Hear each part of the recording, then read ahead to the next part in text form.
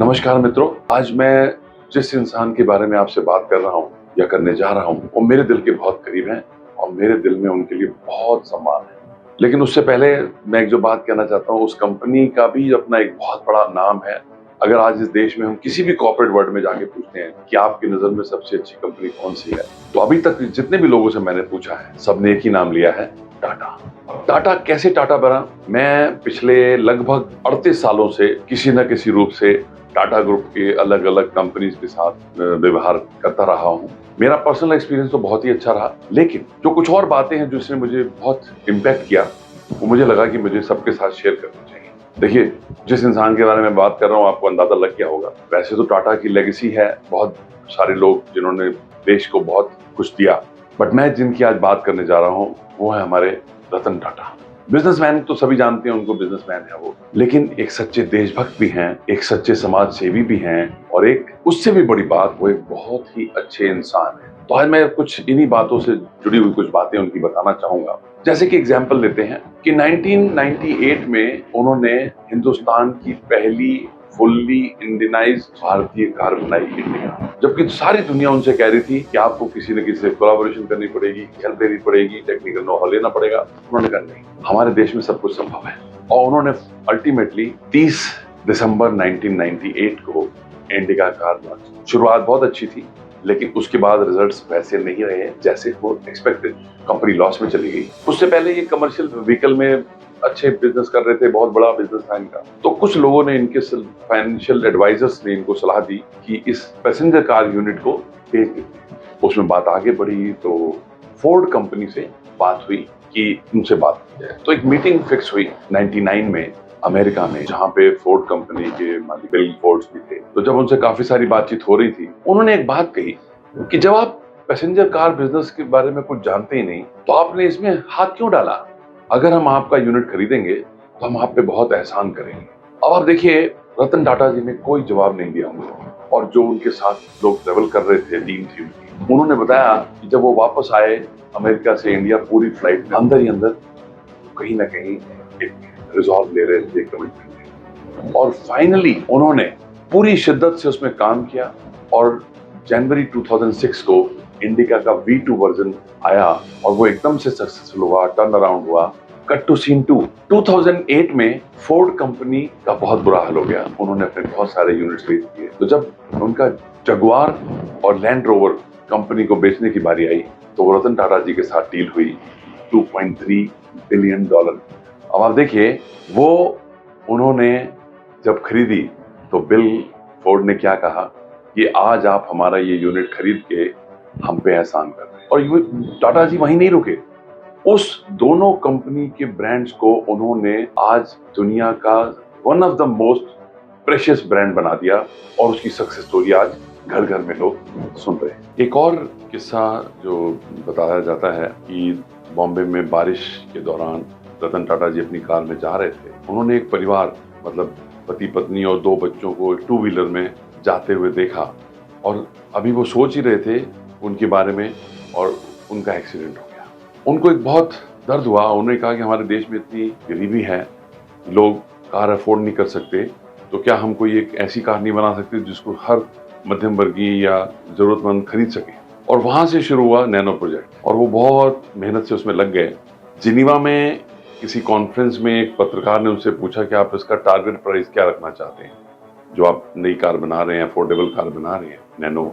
उनके मुंह से निकला 1 लाख रुपए। और कई बार क्या होता है, जो इंसान दिल से काम करता है ना, उसकी कई हुई बात भी कई बार उसके ही खिलाफ हो जाती है। कार आई, 10 जनवरी 2008 को लॉन्च हुई। कार वॉज गुड, लेकिन इसको उतना ग्राहकों का प्यार नहीं मिल सका। क्यों? क्योंकि वो उसके ऊपर लखटकिया कार का लेबल लग गया था और वो लोगों को अपने स्टेटस सिंबल के खिलाफ लगा कि लोग सोचेंगे इनके पास पैसे नहीं, इसलिए छोटी कार है। और वो कई बार क्या होता है कि उसको बड़ा, हर इंसान का अपना काम करने का तरीका है। लेकिन आप ये देखिए, रतन टाटा जी ने अभी भी उस पर गिव अप नहीं किया है। अब देखिए, ईवी का दौर आ गया है, उनकी ईवी कारें बहुत बढ़िया चल रही हैं। They are number 1 in the country as far as EV cars are concern. मुझे पता ही चला है कि नैनो को भी ईवी में कन्वर्ट करके दोबारा से लॉन्च होने की तैयारी चल रही है और मुझे उम्मीद नहीं, पूरा विश्वास है कि वो हर आम आदमी की कार का सपना ऐसे छोड़ेंगे नहीं और उसको कुछ ना कुछ करके ही मानेंगे। तो और जो बातें मैं रतन टाटा जी के बारे में बताना चाहता हूँ, जो कि मुझे बहुत बहुत ज़्यादा पसंद है। अगर आप सबको याद हो तो 26/11/2008 को टेररिस्ट अटैक हुआ था बॉम्बे में, और उसमें ताज होटल जो कि टाटा ग्रुप का हिस्सा है, उस पे अटैक हुआ था। 2 दिन 3 रातें तक चला था वो, उसके बाद वो सब शांत हुआ था। उसकी एक पूरी केस स्टडी बनी है और जो कि हार्वर्ड में पढ़ाई जाती है। उसमें से कुछ बातें मैं आपके साथ शेयर करना चाहूँगा। जिस समय ये अटैक हुआ था, उस समय उस होटल के अंदर 500 रजिस्टर्ड गेस्ट थे जो ठहरे हुए थे। 600 और गेस्ट थे जो अलग-अलग फंक्शंस या मीटिंग्स अटेंड कर रहे थे, और इन्हीं के साथ लगभग 600 स्टाफ मेंबर्स थे जो वहाँ पे थे। अब आप सोच के देखिए, जो स्टाफ था उसको तो सारे रास्ते इन आउट सब, एग्जिट, इमरजेंसी एग्जिट सब पता थे। अगर लोगों से पूछा जाता है कि उस वक्त कितने लोग वहां रुके होंगे और कितने लोग भाग गए होंगे, हर कोई अपना अपना गैस लगाता है। लेकिन आप गैस मत कीजिए, एक भी एम्प्लॉय टाटा का वहां से भागा नहीं, और इनफैक्ट उन्होंने बहुत लोगों को मदद की वहां से निकलने में। और आपको जान के हैरानी होगी, उस पूरे दर्दनाक हादसे में 34 लोगों की मृत्यु हुई, जिसमें से 17 स्टाफ मेंबर्स थे, 17 अन्य लोग। अब आप देखिए, तो हार्वर्ड ने स्टडी की कि ये क्या वजह थी, क्या रीजन था जो उनके एम्प्लॉय भागे नहीं। तो स्टडी तो बहुत लंबी है, लेकिन मैं उसमें से जो बुलेट पॉइंट्स हैं वो आपके साथ शेयर करना चाहता हूँ। जो जब टाटा ग्रुप की एचआर पॉलिसीज, उस होटल की पॉलिसीज के बारे में पता चला गया, तो पता चला कि वो अपने फ्रंट लाइन स्टाफ की हायरिंग छोटे शहरों से, जैसे नासिक, चंडीगढ़, जयपुर, वहां से कर। और दूसरी चीज, वो बच्चों के, स्टूडेंट्स के मार्क्स के ऊपर कभी नहीं जाते, वो उनका एटीट्यूड पूछते हैं। टीचर से पूछते हैं कि कौन से बच्चे हैं जो आपका सम्मान करते हैं, बुजुर्गों का सम्मान करते हैं, अपने माता पिता का सम्मान करते हैं, उन बच्चों को प्रेफरेंस दिया जाता है उस कंपनी के अंदर। और जो एक तीसरी बात और निकल के आई उसके अंदर, अगर किसी बंदे ने कोई बहुत अच्छा काम किया, जिसने कस्टमर डिलाइट हुआ और कस्टमर ने उसके लिए नोट लिखा, तो वो उसको अप्रिशिएट करने के लिए, रिवार्ड देने के लिए, रिकॉग्नाइज करने के लिए दिवाली, दशहरा, क्रिसमस या न्यू ईयर का वेट नहीं करते। कंपनी की पॉलिसी है कि within 48 hours person will be awarded, rewarded, recognise. आप सोचिए, आपने कोई अच्छा काम किया और आपको सबके सामने सम्मानित किया गया।